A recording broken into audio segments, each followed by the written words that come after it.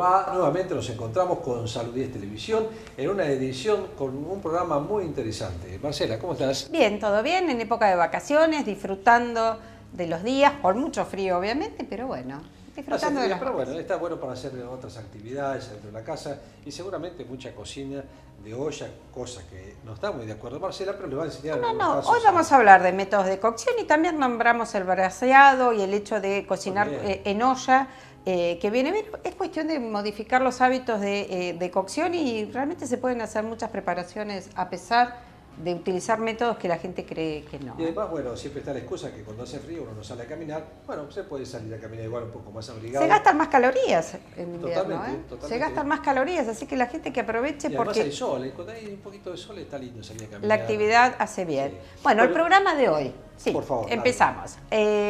Hicimos una nota con Marisa Gironi y Bárbara Tapia, que son licenciadas en obstetricia, demostrándonos qué es lo que hacen, cuál es la función que cumplen en el hospital.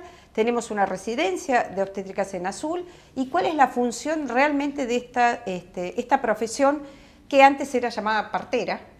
Hoy ya tienen otro título y realmente una carrera universitaria, una forma de trabajo y algo que se está haciendo muy bien y muy organizado en el Hospital de Niños.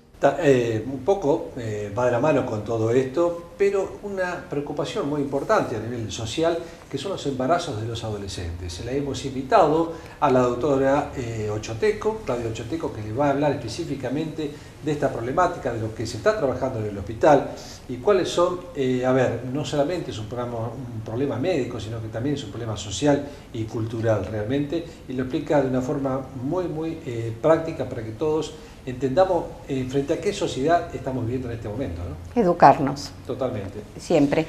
Y también Marcela, hicimos una nota con alguien que lo hace desde el recuerdo de su marido, Karina Martinengo, que su marido Walter Ordóñez, hace un año exactamente, necesitó sangre.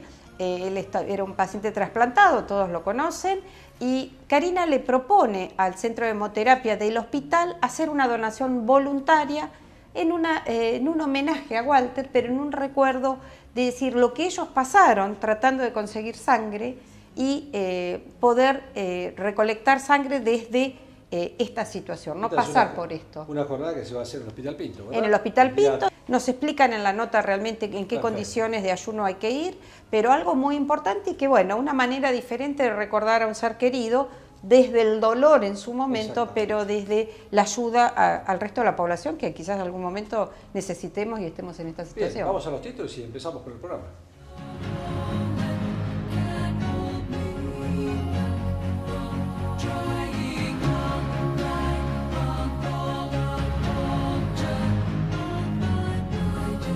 Bien, como anunciamos en el principio del programa, hoy nos acompañan dos licenciadas en obstetricia, Marisa Gironi y Bárbara Tapia, y el fin es reconocer la función que realizan realmente en el Hospital de Niños, nuestro querido Hospital de Niños, con una función que muchas veces no está reconocida o mucha gente no sabe a qué se dedican los licenciados y todo lo que tenemos en nuestro hospital, con una residencia y que realmente enorgullece y fortalece mucho la función de ellas en el hospital. Así que, chicas, gracias por estar con nosotros. Y bueno, cuéntanos qué hace una licenciada en obstetricia. Bueno, en realidad nosotros trabajamos con las mujeres todo el periodo reproductivo. Y a lo largo del tiempo ha ido cambiando un poco nuestra función. Antes solamente era la parte asistencial, el parto y nada más. Ahora, bueno, se ha ampliado. De ahí era lo de partera. Claro, se ha ampliado enormemente el rol de la obstétrica. Y también ha dado los ministerios, o sea, digamos que esto fue desde la OMS, digamos, una bajada de línea donde se focalizó en que la obstétrica cada vez se capacitara más. Por eso es que se abrieron tantas residencias, sobre todo en la provincia de Buenos Aires, para darle a la obstétrica una capacitación permanente, porque, bueno, dado el rol importante que tiene en la prevención y en la promoción de la salud. Así que, bueno, ahora Bárbara va a contar un poco más de todo lo que hacemos nosotros en la residencia, que ya está este año cruzando el tercer año de residencia. Bien, Bárbara, contanos ¿Qué función cumplen ustedes en el hospital? Bueno, antes que nada, muchas gracias por la invitación.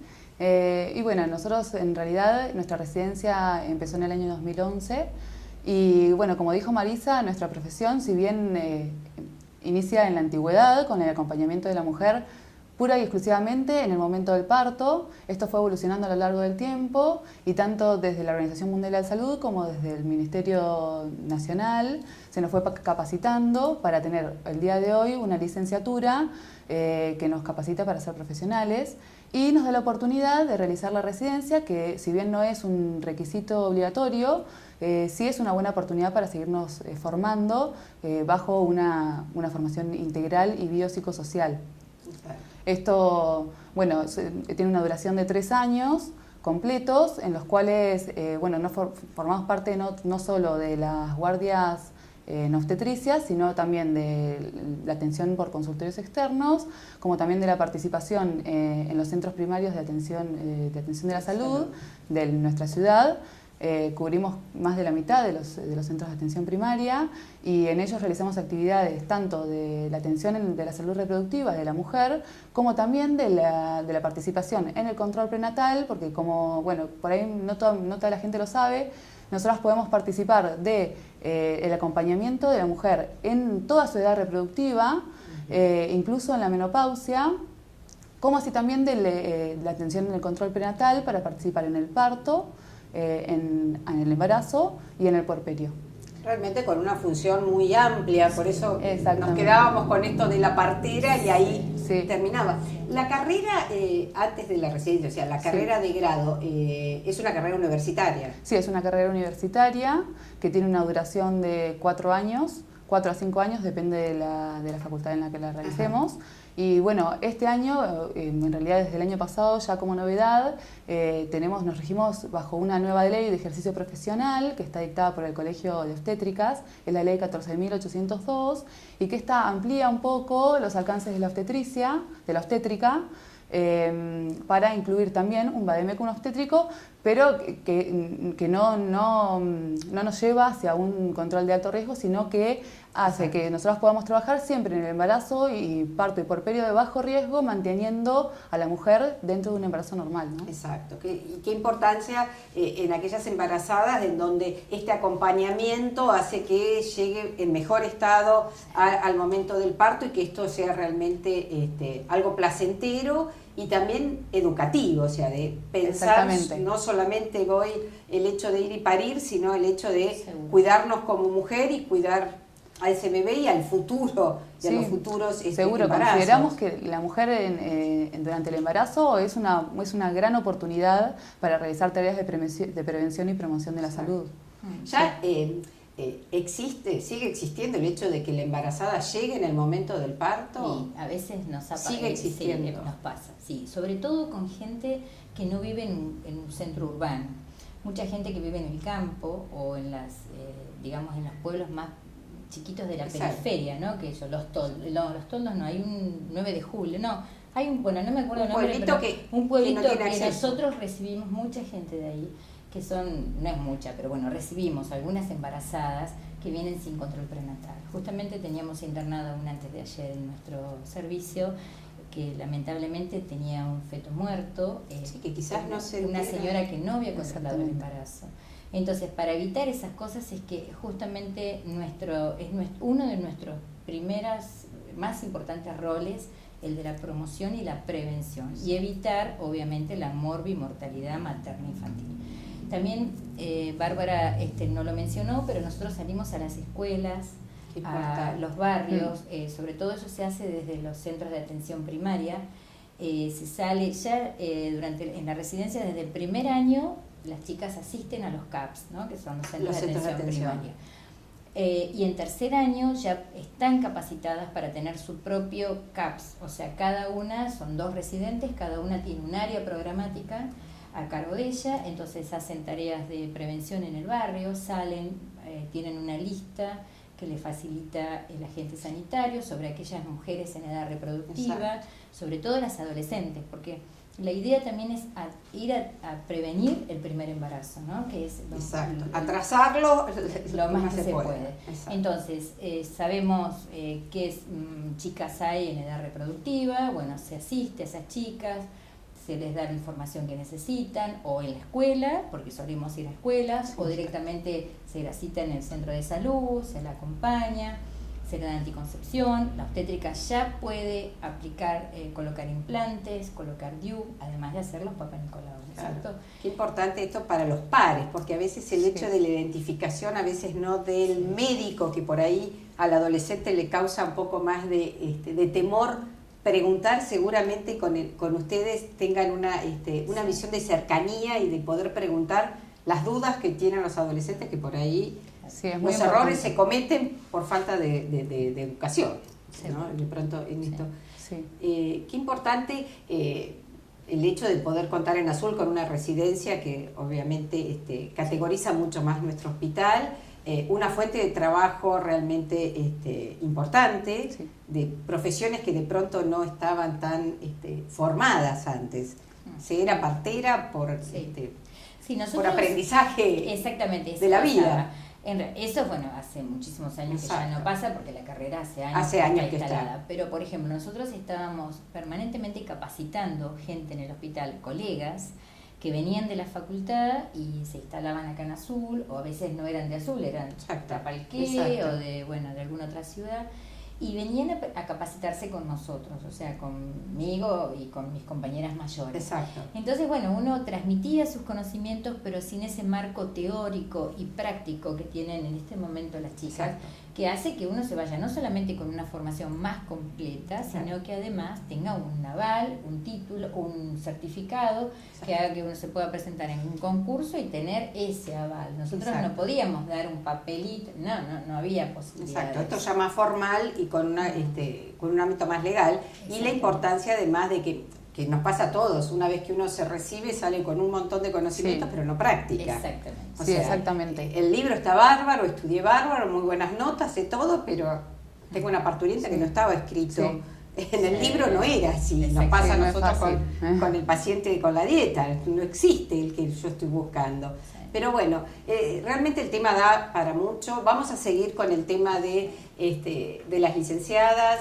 Sabemos que hay alguien del servicio, que le vamos a hacer una nota, que estuvo participando de un congreso, que eso obviamente enorgullece mucho más, porque fue la única argentina que concurrió a este congreso, que vamos a hacer una nota y vamos a charlar con ella. Agradezco muchísimo la participación en el programa. Y bueno, fomentamos que estas funciones tan importantes en el cuidado, en la promoción y en la prevención de salud tenga varias caras y nos ayude a fomentar y seguir en lo que queremos en el programa. Gracias, chicas, por estar con nosotros. Bueno, bien, muchísimas gracias. Muchas gracias.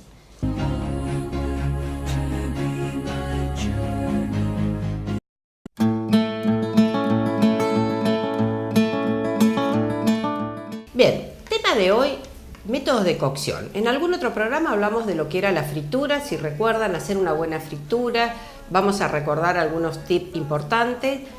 Cantidad de aceite suficiente para que cubran la totalidad lo que voy a freír.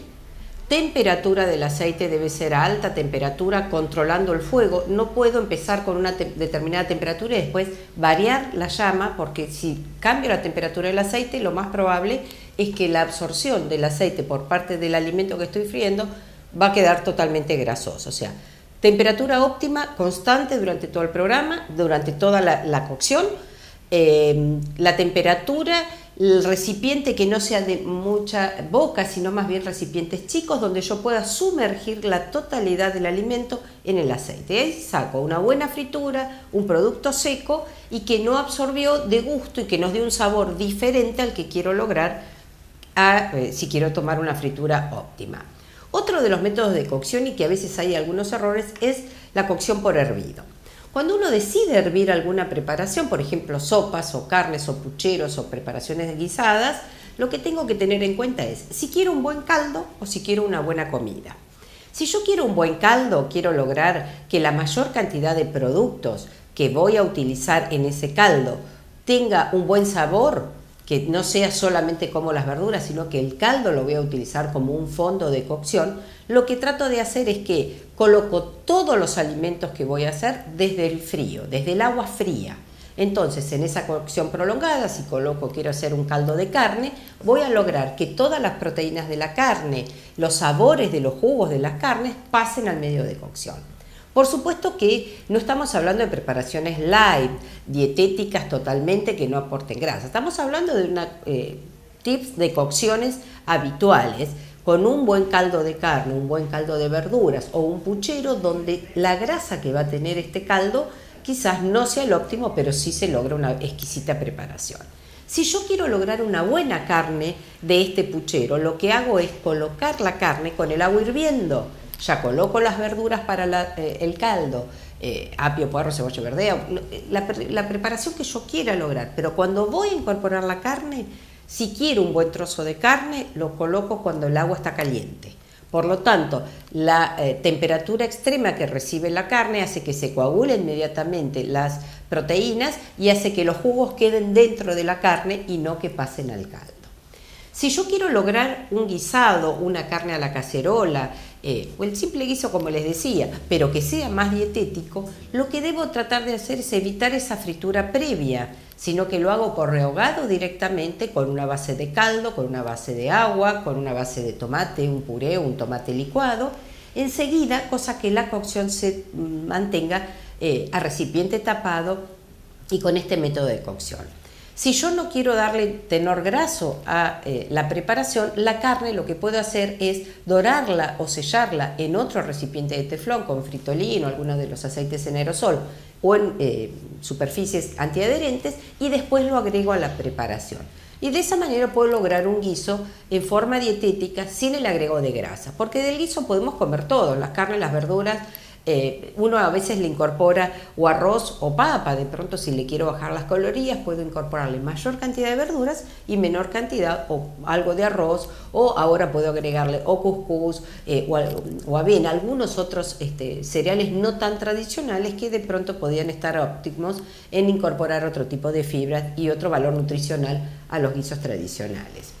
Otra de las formas de preparación es en recipientes con envoltorio al horno, o sea, recipientes como papel aluminio, las bolsas de aluminio. Si bien concentro mucho a veces la cantidad de grasa, por más que uno desgrase una carne, va a pasar algo al método de cocción, pero puedo obtener carnes mucho más sabrosas que hacerlos a recipientes abiertos. A veces tenemos el hábito de cocinar en fuentes grandes, en asaderas grandes y poner poca cantidad. Lo que nos tenemos que acostumbrar es que el recipiente tiene que ser acorde a la porción de carne que voy a incorporar, o el pollo, el pescado, lo que sea. Siempre en recipientes chicos concentro mucho más los sabores, y si esto lo hago por un envoltorio, sea la bolsa, el papel de aluminio, lo que hago es concentrar aún más los sabores y logro un buen producto final. Partiendo de buena materia prima, obtengo una buena preparación, una buena comida. Este braseado es una cocción prolongada de cualquiera de las carnes que cuando uno ve se desmenuza, no es que esté pasada. La cocción excesiva, pasando los límites habituales, logra una carne de excelente sabor, mucho más caramelizada y con un desmenuzado que facilita mucho la masticación y queda un muy buen corte de carne.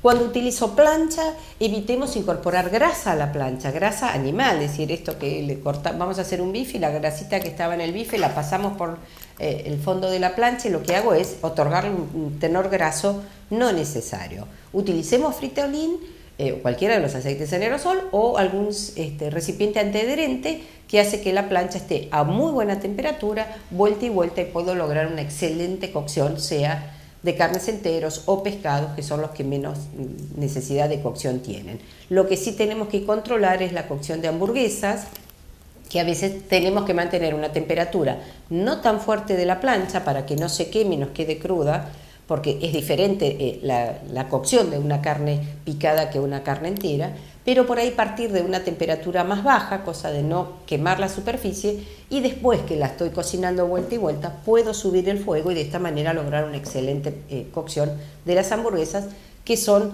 a tener mucho cuidado, cualquiera sea los que, no solamente los chicos, sino los adultos también. Así que bueno, frituras, hervido, braseado, cocción al horno, cocción a la plancha, todos métodos ideales para tener una excelente preparación y un buen menú como todos los días. Gracias.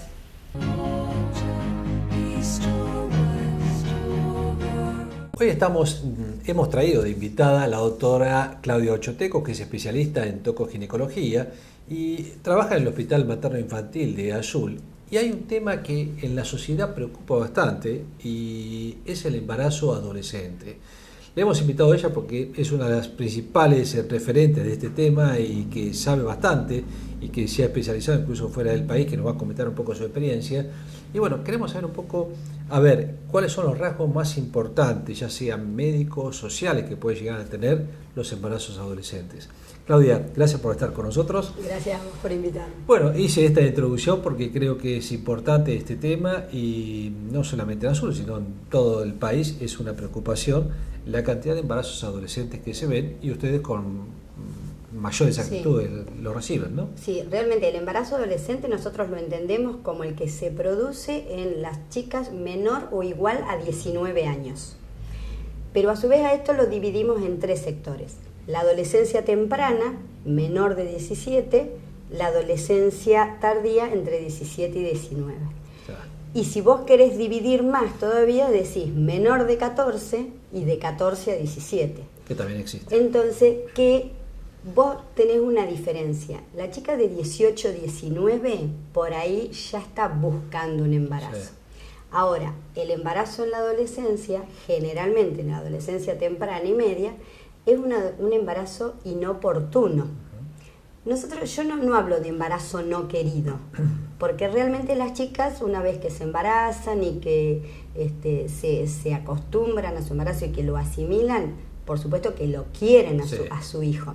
Pero es inoportuno en el sentido de que no es el momento apropiado para quedar embarazada. Por ahí no es no buscado. Es no buscado. En general es no buscado, en la gran mayoría de los casos es no buscado, porque tiene que ver muchísimo también con la poca responsabilidad que hay con respecto a la anticoncepción. Claro. Por un lado, desde el Estado y desde las obras sociales, a partir de que se implementó la ley en el 2006 con respecto a anticoncepción, a salud sexual y reproductiva, eso hizo que todos los hospitales pudiéramos entregar anticonceptivos, entregar preservativos, colocación de DIU. Actualmente, en el año pasado tuvimos colocación de implantes. Las obras sociales deben cubrir los anticonceptivos porque hay una ley que lo establece. Entonces, de ese modo vos tenés un mayor aspecto Exacto. para poder prevenir este embarazo adolescente. Decime, responde Claudia esto, a ver, si existen todas estas medidas que son correctas y que tenemos al alcance de cualquier persona, ¿por qué se ven cada vez más embarazos adolescentes entonces? ¿Es un problema educativo? Es un problema educativo y es un problema de lo que también se llama el pensamiento mágico del adolescente. El adolescente no tiene barreras, no tiene límites, no conoce, o sea, es audaz. Sí. Y siempre le parece que no le va a pasar, que a él no le va a pasar. Las adolescentes cuando empiezan a tomar pastillas se olvidan 3 días seguidos y no pasa nada, y creen que no les va a pasar nada. Y son pocas las que conocen también su ciclo menstrual y cómo es el ciclo menstrual. Por supuesto, que también tiene que ver con el tema educativo. En las escuelas también se implementó la ley que dice que tienen que tener salud sexual y reproductiva. Exacto. Pero a veces llegamos tarde, porque hoy por hoy el inicio de relaciones sexuales se está haciendo cada vez más temprano. Sí. Si nosotros pensamos que la menarca, la primera menstruación, está alrededor de los 12 años, por ahí nosotros tenemos chicas con relaciones a partir de los 12 años. No en todos los medios sociales, no en todos los medios sociales, pero tenemos chicas con un ingreso a la sexualidad en forma muy temprana y muy fácil, digamos, muy fácil, con mucha libertad. Sí. Entonces, vos tenés muchas mamás que vienen a traer a sus hijas a los 14, 13, 14 para la toma de anticonceptivos. Que, como siempre le digo a las adolescentes que vienen a buscar anticonceptivo, que eso es una actitud responsable, porque siempre es preferible que tomen el anticonceptivo, que se estén cuidando, que usen el preservativo, que ese es otro detalle que vamos a charlar, ese es otro detalle que vamos a charlar, pero la realidad es que si empiezan a tomar una conducta responsable sobre su sexualidad, nos evitaría en mucho estos embarazos no buscados. Sí, sí. Ahora, en muchos casos también tenemos embarazos chicas que empezaron a tomar el anticonceptivo, que se lo olvidaron, que lo dejaron, que se pelearon con esta pareja y entonces no les va a pasar, o que por ahí está lo que se llama también una monogamia seriada en las adolescentes, que significa que tienen parejas únicas, pero por cortos periodos de tiempo. Si a esto le sumamos la falta del uso del preservativo, además del embarazo, tenemos el riesgo de las enfermedades de transmisión sexual, porque este pasaje de parejas también hace que tengan un mayor contacto con un montón de gérmenes. Y además es una sociedad, estos chicos más jóvenes que están un poco más alejados de lo que era el SIDA cuando esto se comenzó, y es como que ahora el SIDA pasó a tenerse menos respeto, lamentablemente, porque hay muchos casos de SIDA. Lamentablemente sí, y tenemos muchas adolescentes con SIDA. Exactamente. Y tenemos muchas adolescentes con sífilis. Sífilis, sí. Y chicos que nacen con esos problemas. Si a eso le agregamos que estas chicas se embarazan, vos tenés varios problemas. Por eso por ahí también el tema del embarazo adolescente uno lo tiene que tomar desde varios aspectos. Por un lado el social, el psicológico, y por el otro lado también el médico en cuanto a lo que respecta a cómo va a transcurrir ese embarazo, si va a tener enfermedades. Siempre el riesgo de que tenga enfermedades tales como la presión alta, el tema de que tenga un parto prematuro, es mayor en las adolescentes. Otra de las cosas es lo psicológico. Por supuesto que esto que yo te decía, las pacientes de 18 y 19 toman el embarazo de una forma totalmente distinta. Y lo psicológico no solamente de la chica o del chico, sino también de la familia, que el de entorno, cómo lo asume de cómo lo asume la familia, porque también está lo que para uno sería el proyecto de educación, el proyecto de vida de este adolescente. Entonces también de eso tienen que ver las metas. Un adolescente que deja de estudiar, que no tiene intenciones, no tiene ningún interés en estudiar más adelante, en ser profesional, artesano, en proyectarse ser en la algo, vida. en proyectarse, el proyecto que tiene es ser madre. Entonces, ¿qué mejor que buscar un hijo? Y el problema es que muchas veces estas parejas son discontinuas. Entonces tenemos chicas que recontra enamoradas de este chico, que cuando se enteró que estaba embarazada la abandona. En el mejor de los casos continúan, y por ahí tenemos parejas muy jovencitas, parejas de 15 los dos o 16 los dos, que a veces la dificultad está en si no tienen un buen acompañamiento familiar. Porque en muchos casos, como yo a veces les planteo, si cuando abandonan la escuela, si no te terminaste de educar vos, ¿cómo vas a hacer para educar a tu hijo? Entonces, esto está todo como concatenado. Por un lado, no es solamente el tener un hijo, sino que además abandonaron la escuela, dejaron de estar en el mercado laboral.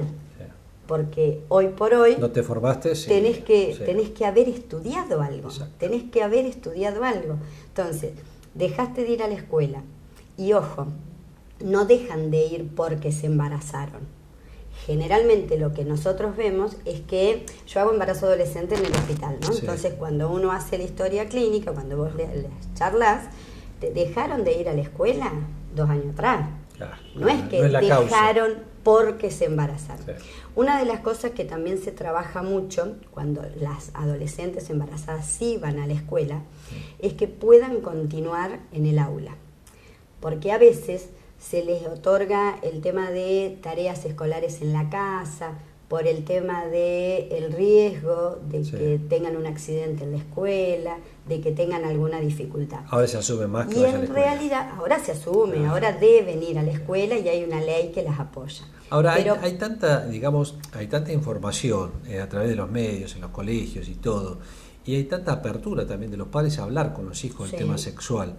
Es como casi inexplicable. Y yo creo que acá se enlazan otros 2 temas que la juventud preocupa muchísimo, que es tema para otros programas, que es la drogadicción y el alcohol. Y el alcohol. Exactamente. Son 2 cosas que me parece que con esto van en un encaje bastante sincronizado. Y esto por ahí tiene que hablar un poco del libertinaje. Claro.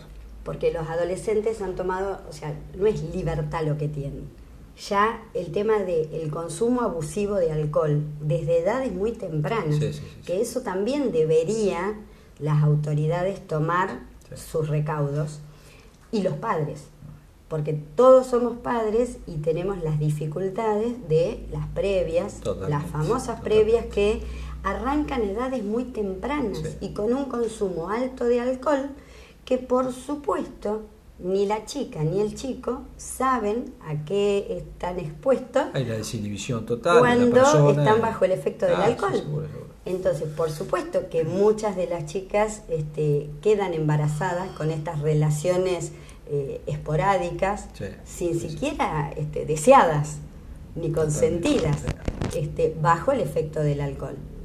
Entonces, eso también es preocupante. Nosotros muchas veces tenemos chicas que llegan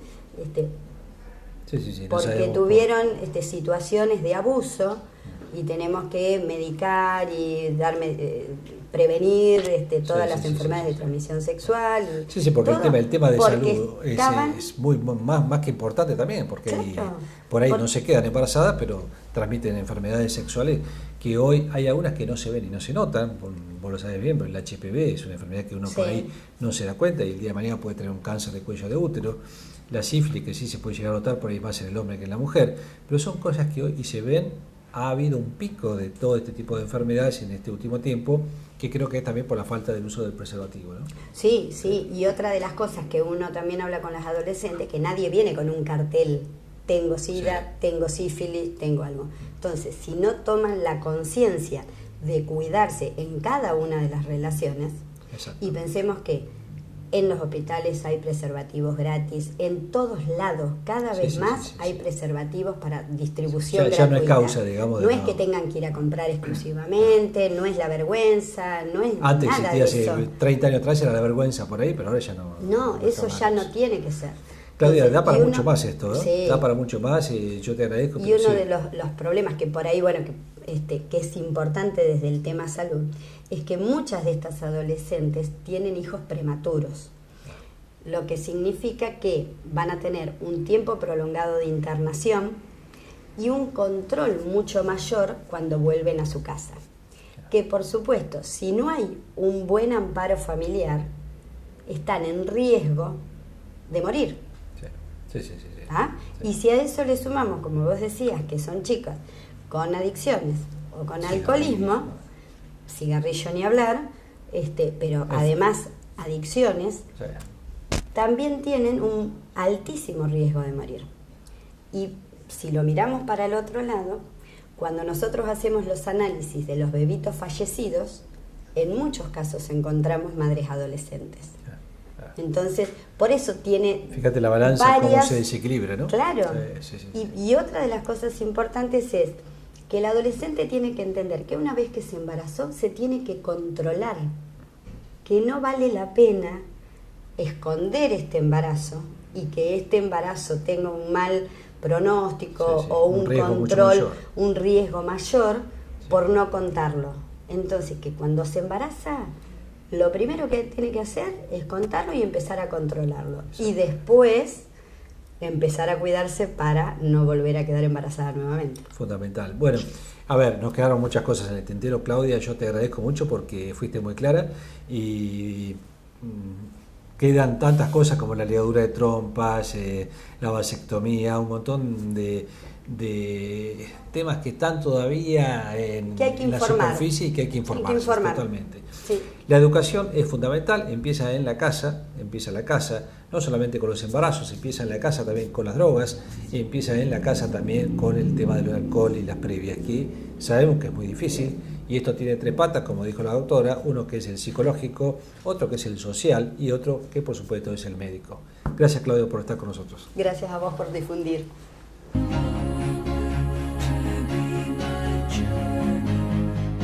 Bien, como dijimos en el inicio del programa, hoy nos acompaña Analía Paganini, que es técnico en hemoterapia, donde nos va a contar de una colecta solidaria de sangre que se va a realizar en Azul el día 31 de julio. Y bueno, por eso hemos invitado a la promotora, que es Karina Martinengo, y el servicio de hemoterapia del hospital. Contanos, Analía, Y Karina, ¿cómo surge esta idea y qué es lo que vamos a tener el 31? Bueno, la propuesta surge de Karina y una situación muy particular que ahora la va a contar ella, familiar. Nosotros lo que vamos a hacer es una colecta, que ya hemos hecho colectas externas. Lo que tiene esta es especial y atípica. Primero, pues se va a hacer dentro del hospital, y especial porque no está generada por el hospital, que eso es fantástico porque está generada por un familiar de un paciente. Por eso digo que es atípica.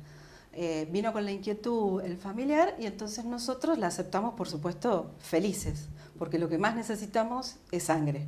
O sea, la idea va a ser recolectar sangre en el servicio de En hemoterapia. el servicio de hemoterapia del Hospital Pintos, de 9 a 12, el domingo 31 de julio.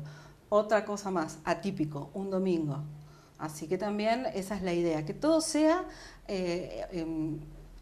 promocionado fantástico. desde otro lado. Exacto, y que se vea desde otro punto de vista, que no sea un día de semana y que sea un domingo donde la gente no tiene por qué pedir certificado para el trabajo, puede levantarse tarde si quiere, no hay ningún problema. Es voluntario desde ustedes también. Exacto, nosotros vamos a ir a trabajar un domingo esperando a los que quieran voluntariamente donar sangre ese día. Y Karina le va a explicar cuál era la propuesta, porque es de ella la propuesta. Surge. Contanos, Karina, ¿desde dónde surgió esto? La propuesta surge desde haber entendido la necesidad del que espera y el que necesita, por haber pasado por ese lugar. Walter era mi marido y estuvo 7 años en espera de un trasplante renal, y cuando finalmente lo logró tuvo mala suerte, y pasó mucho tiempo de estos últimos 3 años internado y requirió muchas oportunidades de sangre.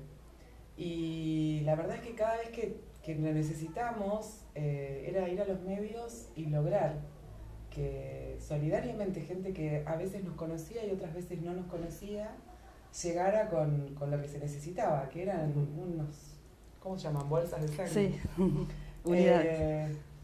Y la verdad es que eso nos dejó, cuando Walter falleció, nos miramos un poco, ¿no?, con los amigos y dijimos, hay que hacer algo. Porque la última semana que estuvo en el hospital, nunca me pidieron que llevara dadores, pero nosotros veíamos cómo todo el tiempo le estaban poniendo sangre. Y bueno, y sentir, a partir de haber aprendido con la espera del trasplante primero y con la necesidad de requerir sangre después, esa necesidad de devolver lo que habíamos recibido cuando lo necesitamos. Porque a veces, esto lo hemos dicho varias veces, uno no se pone en el lugar de a mí no me va a pasar, y hasta que estás en el lugar de a mí me va a pasar y decir, tengo que salir a pedir un órgano o tengo que salir a buscar sangre. Sí. Y te piden y que no seas negativo porque es la que más cuesta, sé que es la que más cuesta, y si no conseguís, y los que están donando y de es pronto... muy complicado porque aparte es un recurso humano, que es lo más importante que la gente tiene que entender.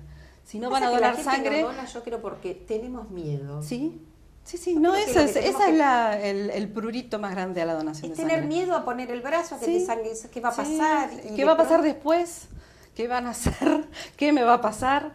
Y es esto muy que sencillo. No sabemos que nuestra sangre que uno dona ni siquiera es la que recibe. Jamás, nunca. Eso tampoco se sabe. Claro, la sangre vos la donás hoy y entra al sistema dentro de una semana, después de haber sido totalmente testeada.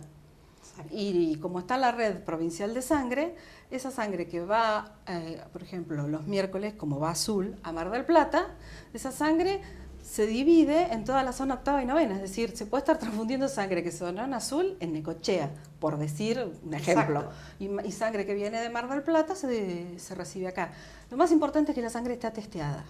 Exacto. Que este trámite es para seguridad. Exacto, totalmente. La sangre recién entra al sistema dentro de 10 días a una semana cuando está completamente testeada, y el banco, que es el Centro Regional de Hemoterapia, que comprende la zona sanitaria octava y novena, es el que nos administra de sangre a Azul, a todos los centros, no solamente el Hospital Pintos. Exacto. Todos los centros asistenciales de Azul recibimos la sangre del Centro Regional de Hemoterapia. Y lo que debe quedar aclarado es que cuando solicitan los dadores, no es porque al paciente le va a faltar. Lo que están haciendo es reponiendo Exacto. lo que usó ese paciente. O sea, Sí. O lo que supuestamente puede llegar a usar. a necesitar. Exacto. En lo programado Exacto. generalmente se les piden antes, Sí, ¿verdad? exacto. Sí, lo programado es mucho más sencillo. Uno sabe que su cirugía va a ser dentro de una semana, se solicitan los donantes, se cita al paciente, se hacen los estudios pertinentes. Eso es distinto. El problema es la urgencia. El problema es la Que urgencia. es donde nosotros, ahí es donde se nos complica mucho.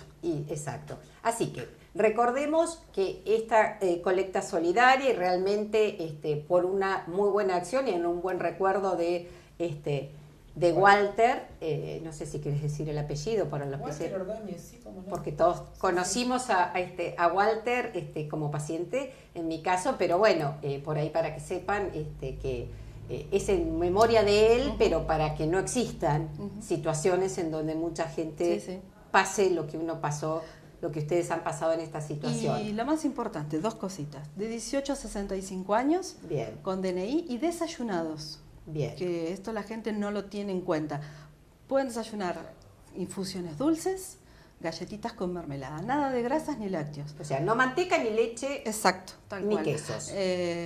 Café dulce, mate dulce, fruta, jugos de fruta, Coca-Cola, Lo que quieran. lo que quieran, dulce, pero sin grasas ni lácteos. Bien. Y si están tomando una medicación, igual se acercan, porque va a estar la doctora, que es la jefa del servicio, la doctora Dacunto, va a estar ella haciendo las encuestas de los pacientes. Que no pueden, exacto, aquellos que no puedan donar. Así que queda hecha la invitación, 31 de julio, en el hospital, entrando por calle Alvear.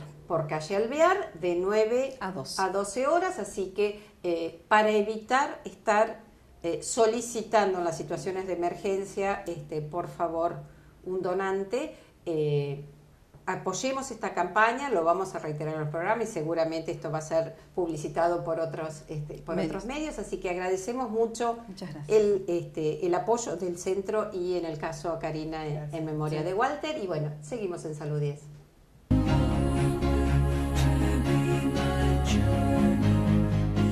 Bueno, llegamos al final de Salud 10 Televisión, espero que les haya gustado todos los temas que hablamos con el servicio de obstetricia del Hospital de Niños, Marcela. Sí, con las licenciadas que nos demuestran qué es lo que hace una obstétrica, una partera, como le decían antes, y esta función tan importante de acompañamiento a la embarazada en esta situación, si también hacen, como cuentan ellas en la historia, hacen prevención en consultorios, no llegan solo al embarazo, sino la prevención, el acompañante, y en los adolescentes lo mismo que charlaste con la doctora Ochoteco, ¿no? Esto de embarazo. Claudia Ochoteco nos habla un poco de lo que es el tema de embarazo adolescente, que realmente es una preocupación social. Y hablamos también de la donación que se va a realizar una jornada en el Hospital Azul, en el Hospital Pintos, sobre donación de sangre. Muy interesante, explicaron en una nota el porqué y cuáles fueron los motivos. Y Marcela también habló de los métodos de cocción, empezamos a hablar de la olla. Bueno, todos los métodos de cocción que podemos transformarlos en dietéticos, en una forma de preparación que no es apta, sino tratar de modificar y usar lo que tenemos y las ollas, el horno, las frituras, que en otros momentos... ¿Cómo hacer algo bien?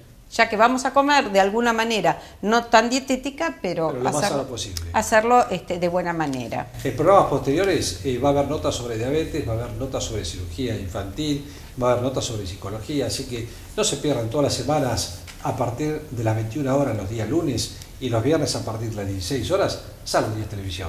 Bien, en 7 días nos estamos viendo. Gracias por acompañarnos.